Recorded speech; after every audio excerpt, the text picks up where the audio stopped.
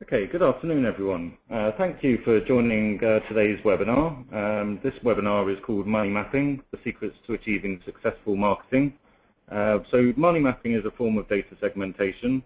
It allows you to better understand your customers, give you a bit of insight into where you should be putting your marketing spend, and giving you some really good insights into how the business works, what your customers are doing, what they look like, and how you can achieve a better return on your marketing campaigns.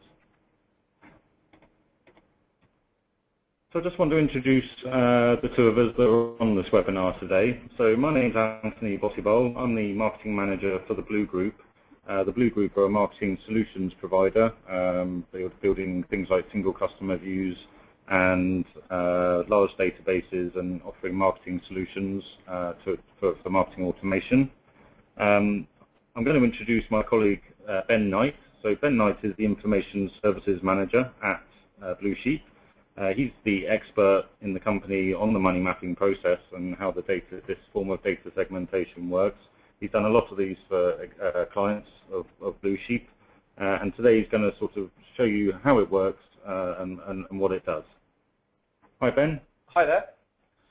So I suppose a good place to start would be from right at the beginning and where the dream started. So it all started with our founder, Ian Lovett, who started Blue Sheep about just over 25 years ago.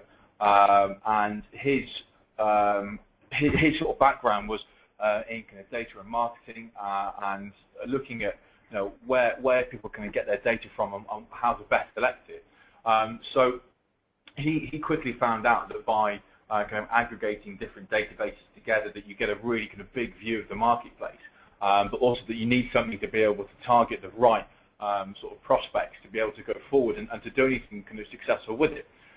So he was kind of passionate about how you can segment things up, and he pioneered what we call the UKBU, which is the largest B2B database in the UK at the moment, and then he invented the money map, which is kind of why we're all here today. Okay, so Ian's the founder of Blue Sheep. He's obviously invented the money map. So the money map is a sort of B2B or B2C type of segmentation tool. It works over both. So we have both B2C and B2B data assets, and it provides a snapshot of analysis for what your current customers look like and what they're doing, and then measures that against the current marketplace. Okay. So do you want to tell us a bit more about money mapping and the benefits of money mapping?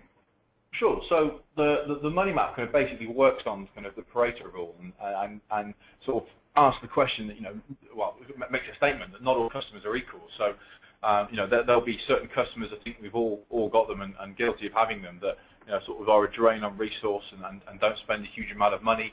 And there are customers that, if you could have 10 more of them, it would completely change the shape of your business and the success that you guys would have.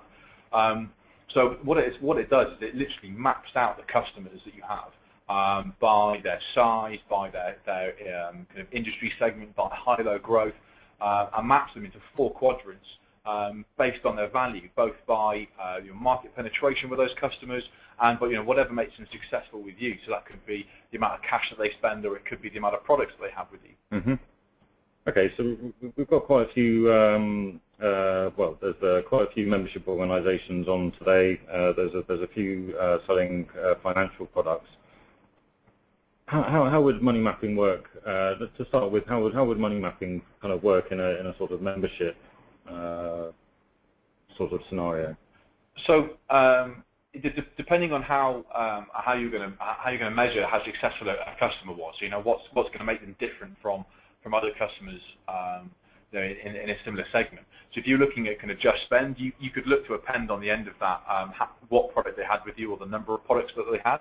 So you'll be able to identify segments that have all got. If you looked at insurance, for example, people that have got home insurance but not car insurance, and therefore a really quick win for you as a marketeer to be able to market the product that they haven't got, but that they look like they should have. So it's a very quick propensity model. I mean, when you look at a money map, The big thing that it always points out is from a marketeer's point of view, if you had to generate a load of leads or get a load of revenue from somewhere quickly, people always spend the money where your customers are. And what the money map does actually shows you where the revenue comes from, and therefore the sort of untapped potential in the market based on that. So the way that it works is it measures you through on 4 different quadrants. So you have treasures in the top right and avoids in the bottom left, and it measures over this kind of a Boston matrix. So from bottom to top, you've got your market penetration, and from left to right, you've got the amount of revenue that they spend with you, or it could be products or sign-ups or even kind of retention rate. What we then add on to that as well is we add on like a 3rd dimension, which is the high-low growth. So we have some custom analysis that comes through from the guys at Oxford Economics, and they forecast what kind of an industry is doing in a certain area, which allows us to be able to split prospects and your customers by whether they're in a high growth segment or a low growth one. Okay, and so when you're doing that, there's obviously if a customer file came to you,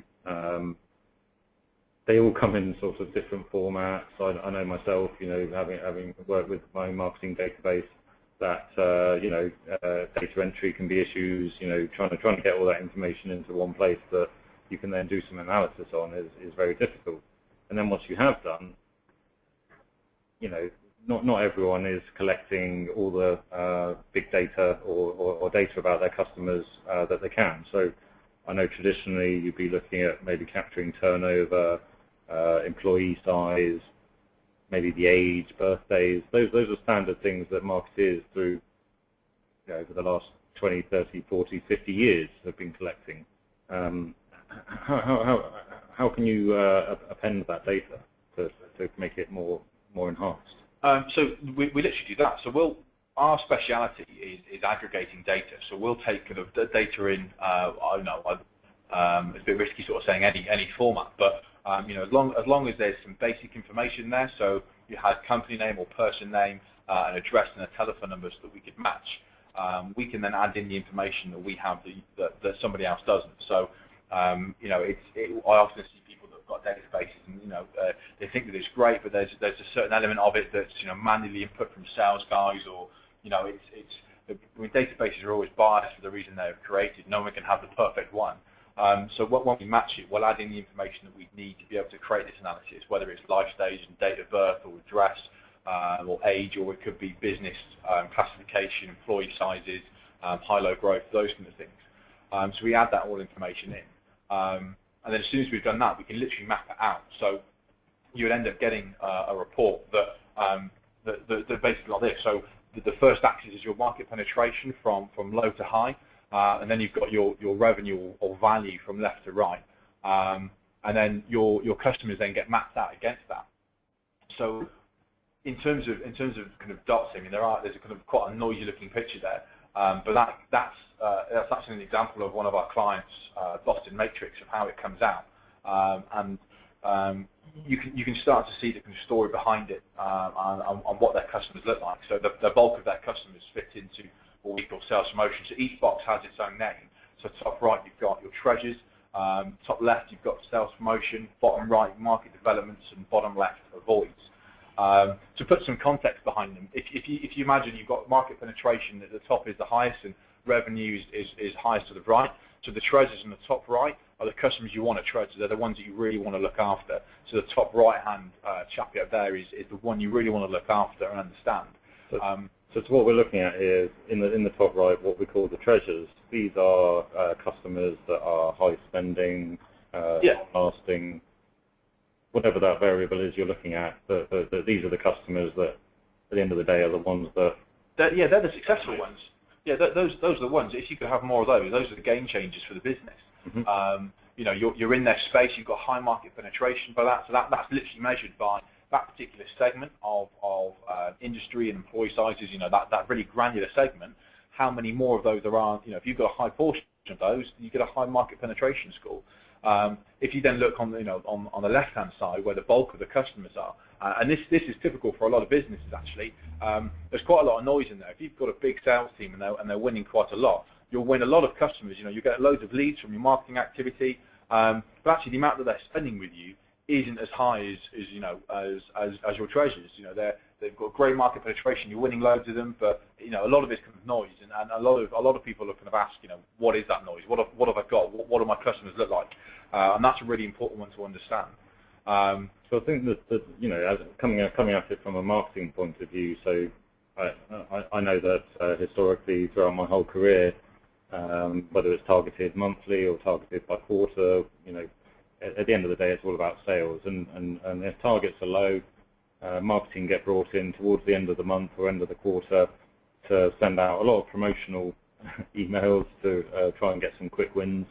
So that really is what that sales promotion segment is representing. Yeah. So I mean, if you were gonna run a campaign as a marketer's point of view, you sort of go where your customers were based, right? I mean, people don't get me wrong. People look to segment things. If you're going to do a broad campaign, you'd go on and you'd pick where the bulk of the customers are, which, as you can see, are right in the in the sales promotion kind of segment there. But if you were going to do it based on where the revenue sits, it would look slightly different, and everything would be skewed to the right. And obviously, if the last thing you'd want to do is look to market to where there isn't any kind of either response rates or market penetration, the sort of the drag of the customers we'd want to lose, and they're down towards the bottom left. And what this allows you to do is, without changing your creative, without changing what you're doing or how you're doing it, it's literally just the people you're going to talk to. It aims everything towards the bigger, better customers. So the response rates you get are higher because their market penetration is high. You're more in their space because you can see that now, and the amount of money these customers spend with you when you win them is higher. So when you're doing this type of analysis, then are we saying that you should then start to move all your marketing expenditure into the treasure zone? Well, I suppose that kind of poses the question. If you had budget to send to 100,000 people, are you going to want to send to 100,000 people that are likely to return £50,000 each, or or £5,000 each? And I mean, this gives you the detail to show you that. The detail that goes behind this image, is this basically. This is one of the tables that comes out. So to help it kind of relate to the bottom matrix you've just seen, the color codes are to do with the quadrants. So the treasure in the blue at the top is from your top right-hand quadrant. Sales promotion in the sort of reddy pink, raw red, or whatever you want to call it, is your top left. Market development are your bottom right, and avoids are your bottom left. What does stars and golden oldies? So those are to do with your high growth and low growth segments. So on the other image you had red and blue kind of dots, and this is your high growth and low growth. So stars are high growth and golden oldies is your low growth segment. It just kind of adds that kind of extra level of granularity in there. And this will start to show you. You can see you've got your segment on the left, and the next column along is your customers. So that's for this particular client, how many customers they had within each segment. Which you then got the percentages of their customers. So you can see that in treasures for this one, for example, they had 40% of their customers in treasures, which is good. It's slightly higher than the Pareto rule, but down the bottom, kind of quite importantly, to understand that 20% of their customers, nearly 21%, fit in the avoid category.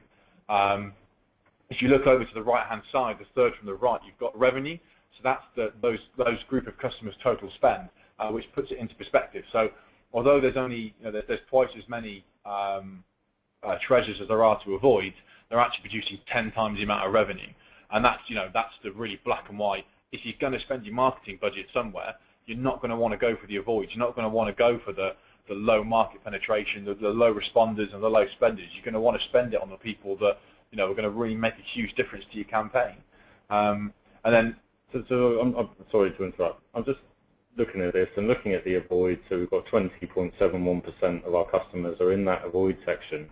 The very nature of the word avoid, are we saying avoid them, don't market to them? It's an interesting one. I mean, as I'm quite blunt with it. I'd say, yeah, get rid of them. Those are the ones that don't stick with you. Those are your transient customers. And we've done some exercises with people where we look into, what the behaviours of these customers are. You can add, for example, on this, you can put average life cycle on these. How many times they repeatedly come back to you, and how soon after you send out a campaign do they come back to you, and they're really difficult to win and keep, and they don't spend any money with you. So, if you've got so much resource, why spend it on the customers that aren't, spending any money with you? So they're very much transactional. There's no longevity. Yeah. You're probably spending more to acquire them than you actually are to win them. Yeah, it's kind of frightening sometimes when you. A really good example of this, we had someone who sold a range of products, right up from kind of fully fledged kind of like full kitchen sets, for kind of restaurants and hotels, right down to kind of cutlery and plates. And they had this kind of big call center looking after all the questions that people had.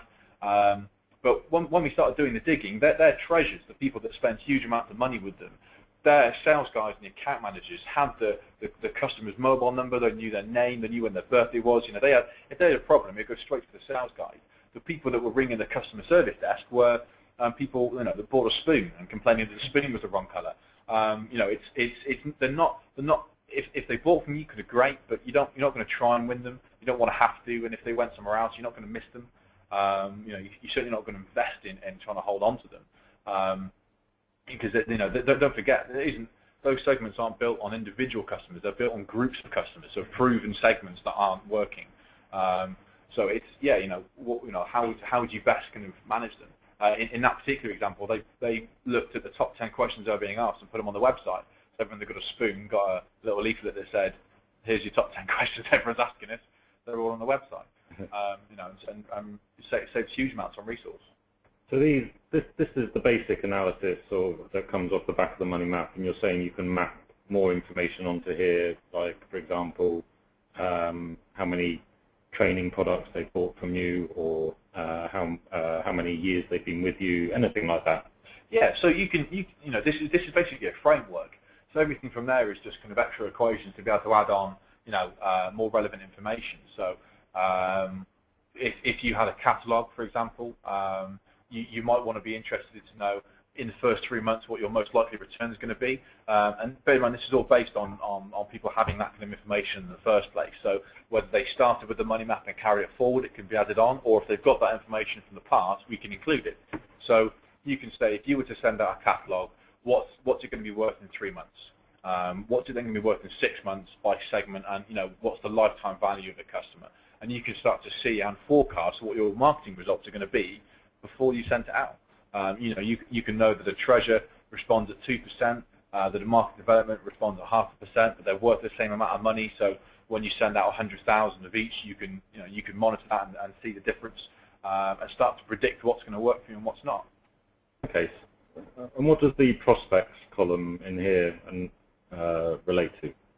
So it's a really good question, actually. So we've got two columns in there that I hope everyone can see. One's called universe and one's called prospects. So the universe is the total amount of records that we have in our universe. So at the bottom it says 5.2 million. And then the prospects, the total prospect universe for this particular client was 2.6. And the reason for that is we match everything against the total file that we've got, which is, in this case, it's business, and it's 5.2 million.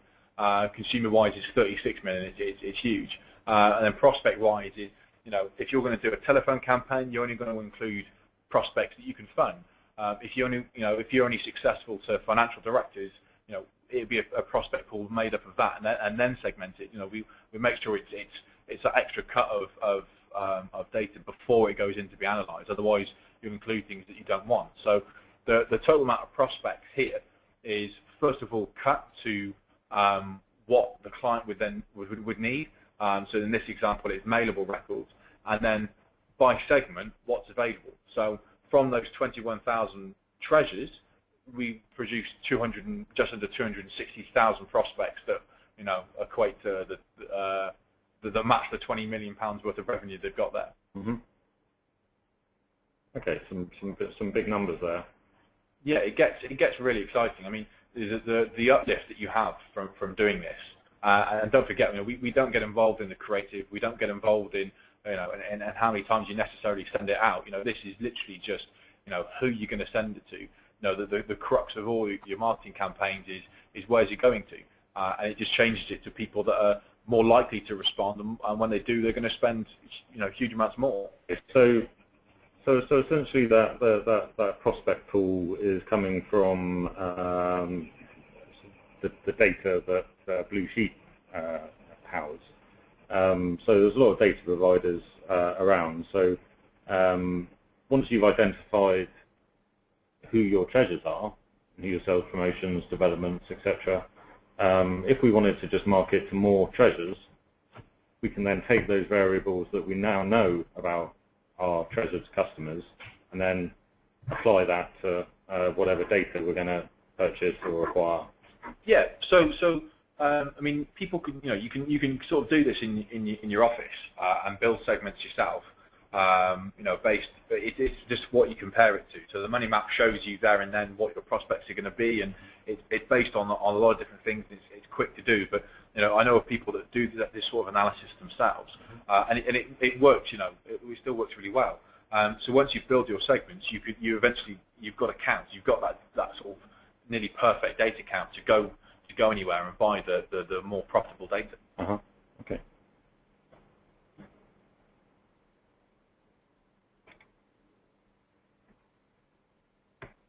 So I suppose the next thing will be to kind of go how you go about it. So typically, if you've got a data set, it all needs to be in one language. You need to be able to kind of pull it out, have it all in one place, have it all in the same format. If you don't, then you won't be able to look at it in the same way. It won't be in the same language, and you won't see the same things. You'll have real things that stick out like a sore thumb, and you want to enhance it with as much as possible. As an example, when people say, what do you need from us, we always say as much as possible, because if you've got details from our last campaign or responders, or how long it takes for someone to go from a lead to a fully fledged customer, those are all things you can include to be able to build your picture and add value into where you're going to market to next.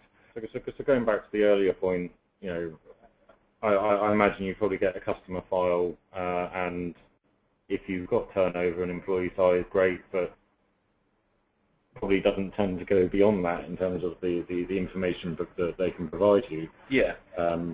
It's all down to how much data they're capturing for their own business. But that enhancement process, I imagine you can get extra information from, I don't know, credit scores or... Yeah, there's huge amounts out there. And one thing that is really important as well is, when we sort of talk about a single language of data, we, as an example, we aggregate different files in. So we will have 10 or 11 different data sources, all the mainstream files. And if you think about your own business and how it will be classified, all businesses are classified by something called an SIC, so a standard industry classification. And it will tell you whether you're in farming or mining or anything, and it gets more and more granular. And actually, if you take Blue Sheep as an example, we're a software provider. We come under other business activities, a marketing services provider. We come under IT. There's about 6 or 7 different SIC codes that we can come under. So you sort of have to assume that however you've acquired the data against it, so then whatever you match it to is of the same language. So if you do get it enhanced and you go to a provider, it's in their language. So you almost it's good to kind of keep down that uniform road. If you rely on like sales guys to fill in the gaps, or even people to explain, I think we've all kind of done it. When someone says, "What does your company do?" There's probably about 2 or 3 different ways you can explain it almost, and it will come up with a different answer. So just make sure that that's all in uniform, to make sure you're identifying the right kind of golden nuggets and not going for farms or something. So I guess having enhanced that data, that's when you can then start to build segments. Absolutely. So look at clusters. Who fits in the same sort of employee sizes? So you want to do bands from like 1 to 5, or and then 6 to 20, those kind of things, and start to build segments and pull them together. And then once you've kind of got the average of how much they spend with you, or the amount of products, or the amount of people who've got one thing and not the other, or have signed up to this, you can then start to see a picture really clearly. And visualizing it really helps, which is why we do the Boston Matrix. It's not what we actually use to segment from, but it starts to just put everything out there at a top level view, and you can say, that's why my customers look like that. And once you've built those kind of segments and used those key variables, we kind of talked about the value. I mean, I always say base it on revenue, but it could be on anything. If you're an energy provider, you might do it on kilowatts per hour, because actually that's what's going to attract you to a new customer, is how much their usage is, not what they're going to spend with you, because you can decide the rate later on. Sure. So you then start to build those segments. And so that kind of key variable or variables could be absolutely anything at all. It could be, as long as it's relevant and there's a standard measurement for it. Mm-hmm. So if you had a service where everyone sort of paid the same amount of money to you, and the thing that made it stand out was how much you were called out to that person. So everyone gave you a tenner. Mm-hmm. It cost you £5 to be called out to something. So you're going to want to market to the people that like the SMEs that don't ever ask to be called out to, because it's like a mom and pop kind of business, and they've got they never claim on their insurance for something, because they'll find a means to an end to get it sorted. Mm-hmm. They're probably your ideal kind of target, rather than a big corporate that will call you out 1,000 times a year for all sorts. Mm-hmm. And that call out charge all of a sudden outweighs them as a profitable customer. Sure. So once you've got those segments, you can start to understand where you're going to want to go to. We use the term actionable customer insight. Where should your resource be sat? Who should be investing in? Where your sales team is going to be. We did an exercise with a client recently where we started looking at their sales teams and what clients sat within those sales teams, and what the split was between treasure and avoids. And you could just see people that were busy fools looking after 100 accounts that were all avoids and sales promotions and not hitting their target.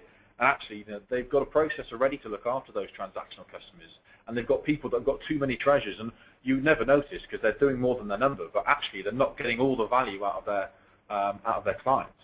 Mm-hmm. And once we kind of restructured all of that, you then go to where should we market to next? If we're going to spend money on it, where should we invest it? So could it be, as just playing devil's advocate, could it be as simple as saying, well, I know who my customers are who've stayed with me the longest, I know who my customers are who spent the most with me. Are they not my treasures? It is a little bit, but you need to discount as much as you need to count in. Mm-hmm. So you need to look at your entire customer file and understand exactly what everything looks like. So not just what works really well, but what doesn't work for you. Because it might be that a certain size business is really great, and smaller ones or bigger ones are really bad for you, and they're just not performing. Uh-huh. So you need to look at the whole picture to be able to get any real insight. Otherwise, you just look at your biggest customer and go, can I have 10 more of those? It doesn't work like that. You need to look at the aggregated view of what the whole segment looks like and the whole picture. And that's where that enhancement comes in, I guess. Absolutely.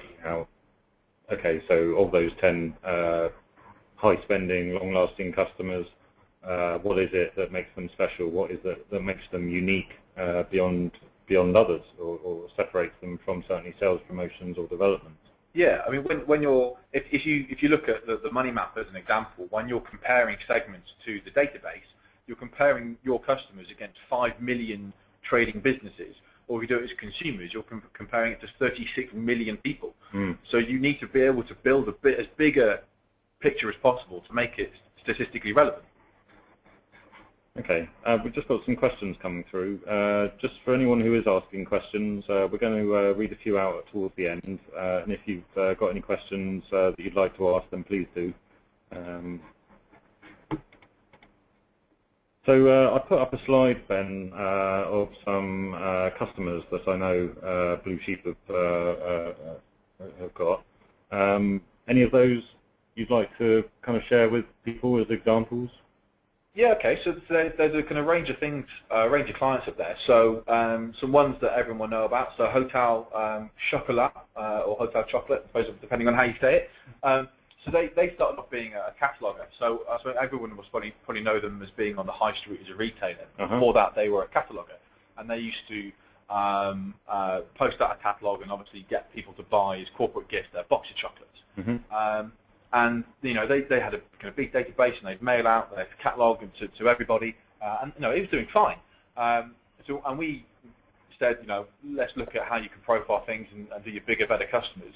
and we got 100% uplift on their campaign. It changed the way they did their catalogue, kind of just straight up. M&S was exactly the same. It's a little bit more detailed with the Marks and Spencer's one. So they wanted to run it was like a Christmas campaign to do hampers. And when we did the analysis, we kind of came through and we sat down. It's a very consultative process because it's not always about what the computer says and what we see. You know, there's always a story behind things. And one of their biggest customers of the time had just bought hundreds of these hampers, and it looked as if they're going to be amazing. It was actually because that company had just been bought out. With a bit of digging, the reason they've been bought out, and as part of the buyout, the new owners of this company had bought all the employees' hampers. So it looked as if the biggest customer for Marks and Spencer's was going to be this particular type of business, and it wasn't. It was an outlier. We had to exclude it.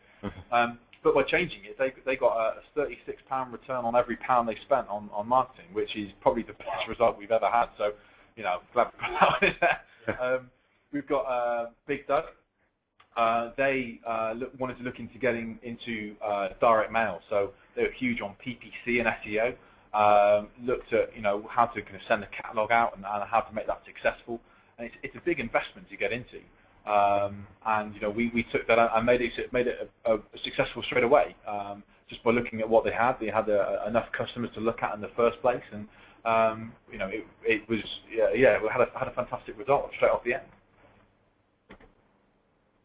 Okay. I think that kind of draws us to the end of the webinar. What I'm going to do is actually read out some of the questions from the floor. Question time, okay. So I've got a question here. What type of markets does this work best for, if any? I'd say you can show it on any, but if you've got a high cost to serve to your customers, you'll get the biggest response, because you'll get the biggest saving and change to the way of doing it. It will improve almost anything. But if you have a catalog or a call center, or you have a huge cost to look after your customers and try and win new ones, that means you probably have huge wastages in certain areas. You're probably steeping money from places. The wider range of products you've got, the better. Services and sign-ups, the more the better. Okay. I mean, there's a lot of businesses that operate on a sort of 10-15% profit, even 5%. Cost can be big in any business. Yeah, it's huge, and this is certain people use this to look to where they can save money. Certain people look to use it as where they should invest their money next. There's two parts to it, where you are now and where you should go to once you know that. Okay. I've got another question here about how long would a money map take if I was to go about it myself? Well, if you're going to go about it yourself, it sort of depends on how good you are with the whole profiling. So if you had a good data set and say that was cleaned, I reckon it'd probably take you a few weeks to kind of do if you could spend a huge amount of time on it, and you then have to compare it to a data set. So once you've got the segments at a granular level, I reckon it'll probably take a few days to kind of get the counts back in properly. So yeah, a few weeks, maybe kind of a month project. Okay, and I guess to do that enhancement, you're going to be having to invest in quite a bit of data to wherever you acquire that data from to map extra information onto your database. Yeah, it's kind of the standard is to call it a DQA, okay. Data quality kind of audit and enhancement, and yeah, you can get those kind of almost from anywhere. Just makes you pick a good source. Okay. And I think this is an early question which you might have answered, but can the money map work successfully in a B2C environment? Yeah, we've done this with a few B2C clients. It includes things like life stage and things, so how old someone is and their income, and whereabouts they are. Are they professional? Are they employed? Do they have a family? All of those different things. How many dependents they have, and you can get some amazing results. It's even more detailed than the business one. Okay. Okay, I think that's about it. That's most of the questions answered. If we haven't answered any of the questions that you've asked, then we will come back to you and answer those by email. Just leaves me to say thank you very much for attending today, and I hope you've found it useful. I hope you've got a good knowledge of data segmentation and money map from this, and yeah, we hope to see you again for one of our webinars in the future. Thanks a lot, Ben. Cheers, thank you.